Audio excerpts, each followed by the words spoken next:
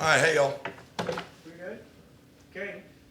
First up is Coach Victor Cabral. I get it? Got it. Good. Outside linebackers coach. Coach for questions for Coach Greg. So Victor, start with Spears, Tyron and Ty. Give us a little analysis on how they're doing. They've had a really, really good camp. They've really progressed a lot in the pass rushing ability. Their summers were great.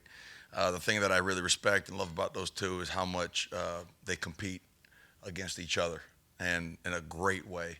I think that's what we're always trying to hunt, are guys that are trying to be alphas, and both those guys have that characteristic about them, and they come out and they compete every day. And I'm talking about from basic get-offs to how many sacks they had that day, and to everything in the meeting room, and it's a lot of fun. So they've really progressed really nicely, and been able to take things that we've learned in the classroom to the practice field, and can't wait to see them cut it loose on the 31st.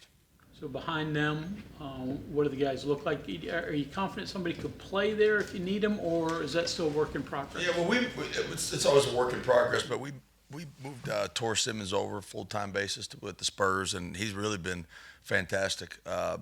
He's really earned the trust of his teammates and of me and the coaches and all that. So I'm really excited about him and the way he's progressed. He's he's been here for a while, and he's shown some things that he hadn't shown before, and really excited about him moving forward into this season. But yeah, he's going to be able to get us a bunch of reps this year, and then we've got true freshman Obi who's still got some ways to go learning wise, but he's got a great motor and he's got a great skill set. He just has to go through the learning curves of being a freshman. And Fisher, I guess, is there too, but hurt? Yeah, Fisher's still recovering, and he's on great track.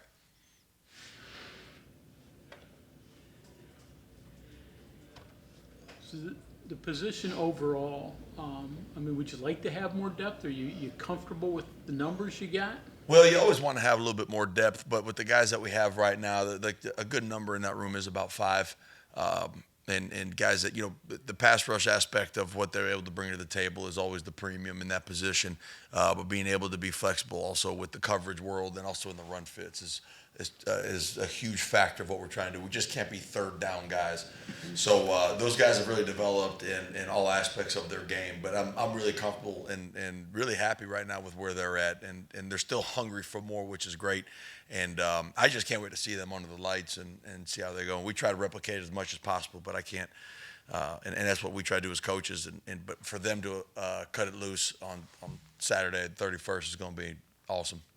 Bradley was talking the other day about you opening up his game a lot in the pass rush and all of that.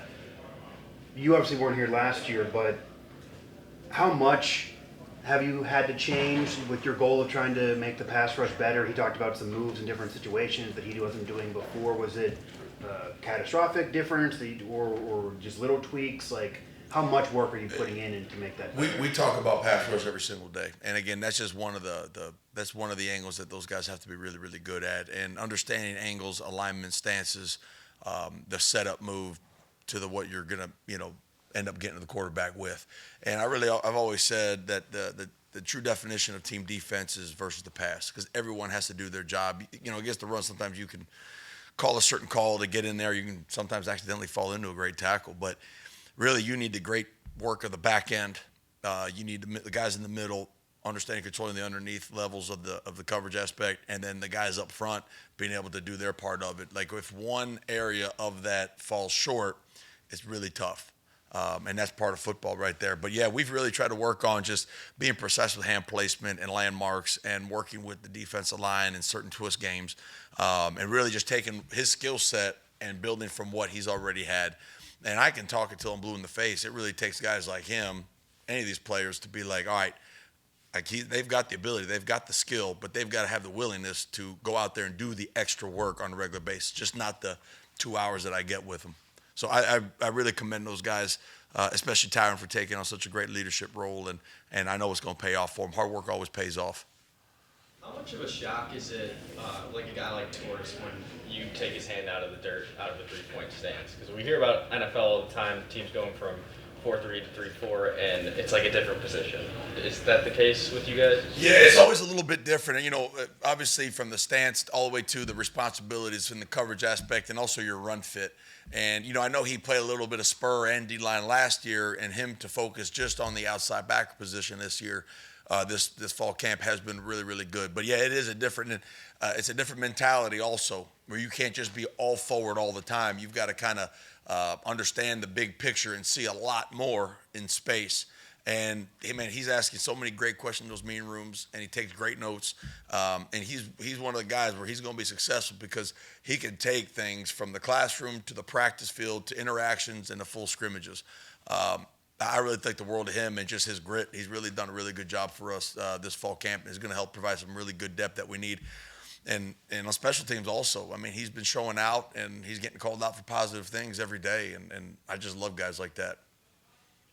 Vic, Tyron said that you told him pass rushing is like chess, Yeah. which that seems like such a non-violent competitive sport, but he said the analogy really works. Don't get it twisted. We're very cerebral in that room now. Yeah. We in our downtime we play we read books and play chess, and it's a good time. No, I'm just kidding. He said it's very intellectual, and Yes. saving moves and setting things up too. And I don't know if he didn't know that, but it does seem like a teaching point for you that does break through. 100%. We talk it all the time about pass rushing is patience, and it is a setup move, and it's about having the right time in the right situation. Because, you know, in the course of a game, yeah, a team may throw the ball 40 times, but there really only may be 10 true drop back passes to be able to get back to the quarterback. So, you know, you can't just the patience that he's talking about in the chess match is you're working that one-on-one battle with that offensive tackle. And, hey, that setup move, that special alignment, the certain tempo that you may be attacking that guy with, it all plays into that game within the game. And I think that's where he's really stepped his game up and understanding what side's the slide side versus the man side. Hey, what am I going to see here if we present this front? And I think that cerebral part of it is the chess part of it, and not getting too down when you don't get a sack. But really, we just want to affect the quarterback, make him misthrow the ball by a couple inches. That's what we'd like to get. If we can get a sack and a takeaway, that's just even better. Obviously, sacks are cool, and sack strips are even cooler.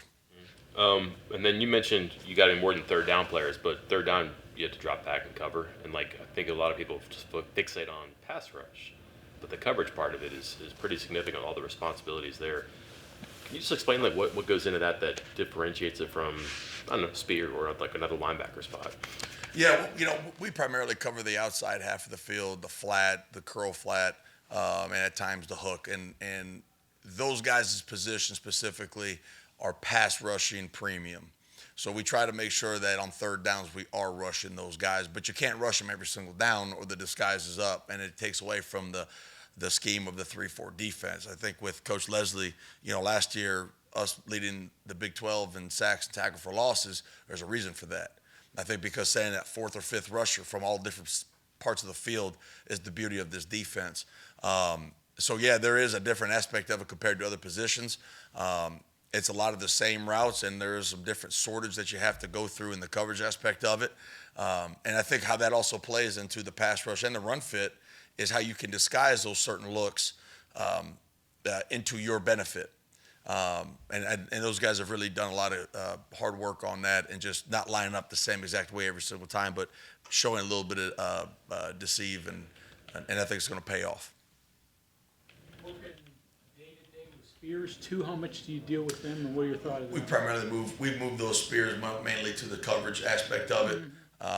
You know, we'll do some group work in meetings and whatnot, but those guys have taken more of a role on the outside with Coach Brown and Coach Leslie and Coach Bell too. So we kind of share the love a little bit. Those guys are tremendous athletes, and they truly have to be a jack of all trades. So that's how we've kind of worked it out right now.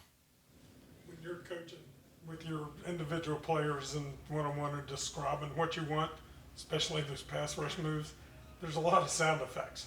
It's kind of like an old Batman video. Yeah. Where do all those come from? I mean, do they just roll out? Did you have a coach that used those? Yeah, I don't know. I mean, we make a lot of sound effects. There's no doubt about it. You know, we try to compare ourselves to the tennis players of the world when they're serving the ball. they're trying to really get after it. I don't know. I think it feels good too, get out there and scream a little bit from a coach aspect also. They're just, I don't know. That's a great point because there are a lot of sound effects and some guys have different cadences than others. Like Obi, I feel like he's going to go through he's going to hyperventilate almost sometimes. I'm like, you got to slow down a little bit. But yeah, those guys give everything they got every day. And it's a lot of fun to be working with those guys. And sometimes I get in there and mix it up with them too. I got some bruises. That's why I always wear long sleeves because I got to cover up the bruises nowadays.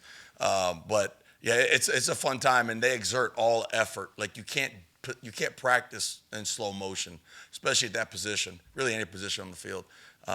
And so whatever comes out of their bodies, that's, we'll have to cut the mic. We'll have to go off the mic on some of the things I don't like for them to say, but it's a good time. They got a lot of personality and they're giving tremendous effort, which is all we're looking for.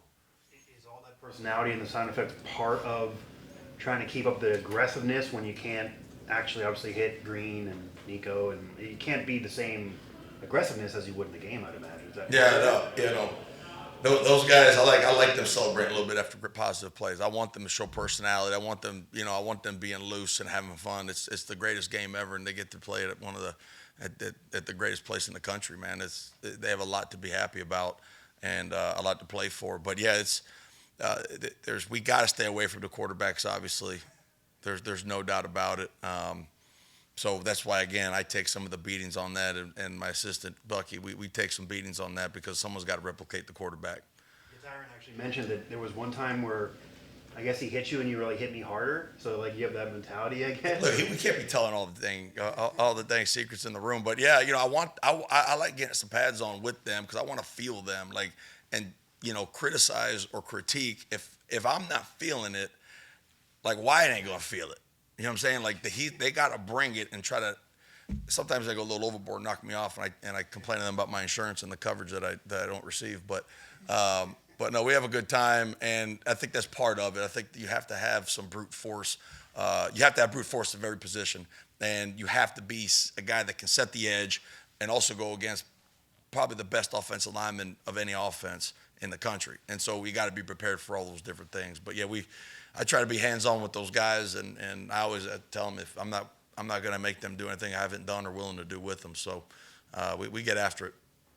You went against Ty last year, I know, when you were at App State. So has Yep. it been what you thought from the spring to now? And Yeah, I've known Ty since he was in high school. We recruited him when I was actually at Georgia Southern, and so I've known him for a long time. And we've got a couple DSGB jokes that's down south Georgia boy jokes that we like to talk about. Some of the guys from up here, but where Ty's from, Colquitt down in Moultrie, Colquitt County is like one of the premier powerhouses in all of high school football. And I love when some guys sometimes complain about it being hot up here, and I'm like Ty, tell them. And he's like, shoot, they have no idea, coach. And it's different. And I've known Ty for a long time, and I knew when I got on board here and I saw that they had signed Ty, I knew exactly what we were getting. And yeah, I know Trey, his former coach at East Tennessee, who was at Gardner Webb, and he called me. He was one of the first guys to come. He goes, I can't wait for you to get your hands on Ty and see what he's able to do because we absolutely love him.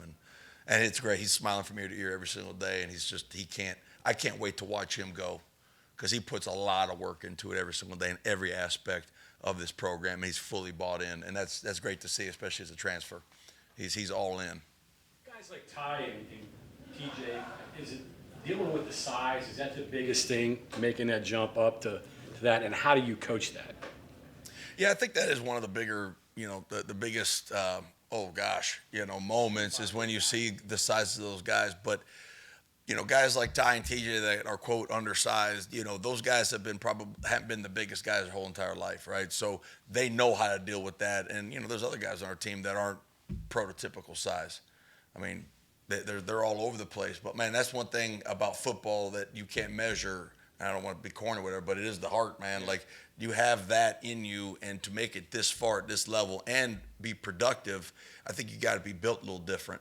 I think it is a lot easier for bigger guys to do some things, but you get some dudes that are running around fast and twitchy and sudden and have been told they're too small their whole life, and you put them in a situation where they can compete at the highest level and just let them go.